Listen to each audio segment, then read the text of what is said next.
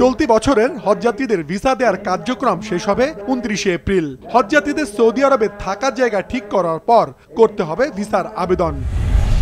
তবে ভিসা তো দূরের কথা, এখনো বেশিরভাগ হজ এজেন্সি হজযাত্রীদের জন্য বাড়ি ভাড়াই করেনি, ফলে তাদের ভিসার আবেদন জমা পড়েনি।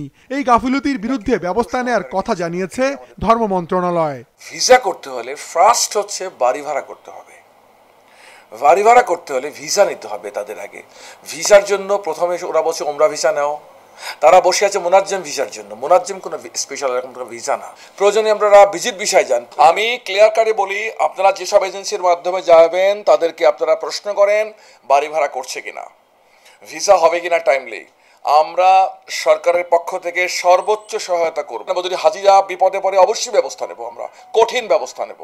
আমি সম্মানিত এজেন্সির মালিকদেরকে অনুরোধ করব, সরাসরি গভর্নমেন্টের কাছে আসেন, কোনো অর্গানাইজেশনের মাধ্যমে আসার প্রয়োজন নাই। Talk to the government. আমাদের পুরো অফিসের লোকরা আছে এখানে কাজ করে, আপনারা দ্রুত হাজিদের স্বার্থে বাড়ি ভাড়া করে ফেলেন। বাড়ি ভাড়া করার জন্য যদি ভিসার সমস্যা হয় আমাদের সাথে কথা বলেন, আমরা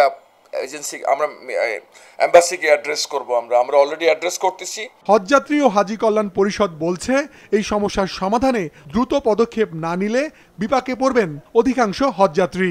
সৌদি ডেডলাইন দিয়ে দিয়েছে যে 29 তারিখের মধ্যে ভিসা করতে হবে, অন্যথায় সিস্টেম বন্ধ হয়ে যাবে। এ ব্যাপারে ধর্ম বিষয়ক মন্ত্রণালয় এখন থেকেই উদ্যোগ নিতে হবে যে সৌদি আরবের সাথে কথা বলে এই টাইমটা আরও 15 দিন কমসে কম বাড়ানো, তাহলে সব হাজিরা সুন্দর মতো ভিসা করে হজে যেতে পারবে। আমরা আশা করি এই টাইম সময়ের মধ্যে করতে পারবো। যদি এরপরও আল্লাহ না করুক কোনো বিপদ হয় আমরা অ্যাড্রেস করব।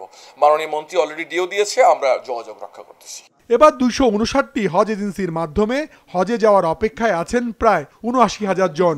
আর সরকারি ব্যবস্থাপনায় যে ৪,৩০০ জন যাচ্ছেন তাদের সবার জন্য বাড়ি ভাড়া ও অধিকাংশরই ভিসা হয়ে গেছে। মাশরুক রাহাত, মাছরাঙ্গা সংবাদ, ঢাকা।